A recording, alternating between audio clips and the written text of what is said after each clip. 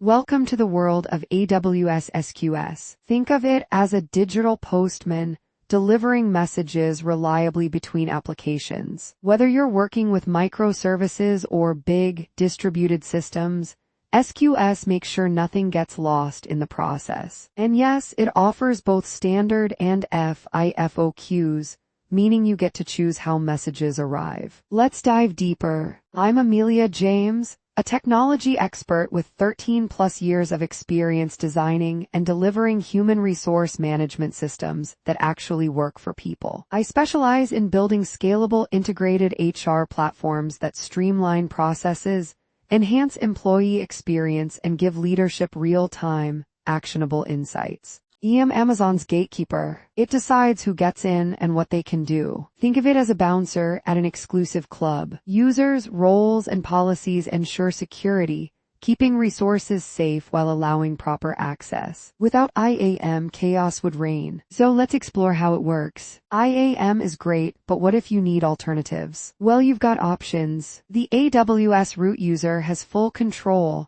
though it's not recommended for daily use. EC2 IAM roles provide secure access without needing static credentials. Then there's AWS STS, offering short-term security. And if privacy matters, VPC Endpoints let you access SQS securely from within your network. Setting up SQS without an IAM user. No problems, but tread carefully with the AWS Root User. It's powerful but risky. EC2 IAM roles let your instances access SQS securely without storing keys. AWS SDK gives you short-term credentials for better security, and VPC endpoints ensure your SQS connections stay private. Let's see how these options work. So why ditch IAM users? Sometimes it's about simplicity. Or maybe we just enjoy living on the edge. But seriously, AWS SDK lets apps talk to AWS without IAM users,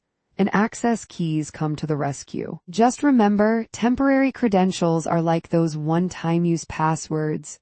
Great for security, terrible for forgetful people. Setting up SQS with access keys is like wiring a home security system. One wrong move and nothing works. First, grab those access keys from AWS, feed them into the SDK, and make sure SQS knows you're legit. And before celebrating, do a test run, because troubleshooting later is nobody's idea of fun. Security isn't just a buzzword.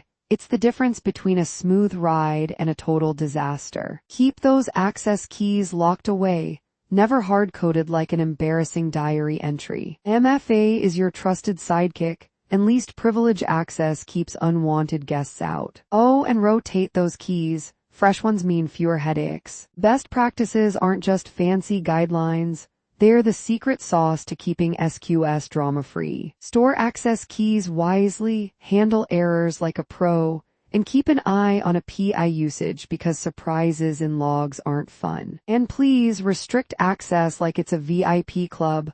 Only let in what's necessary. Troubleshooting is like detective work, except instead of a magnifying glass, you have AWS logs. First, check if your access keys are actually valid. Yes, people forget. Then, comb through SDK settings, search for permission hiccups, and dig through logs like a treasure hunt. Because solving issues beats screaming at your screen. And that's a wrap. AWS SDK without IAM users is totally doable.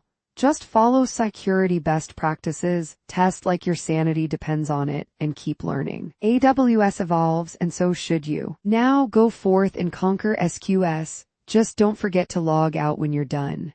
Please do like, share, and subscribe to our channel. For more information, contact us.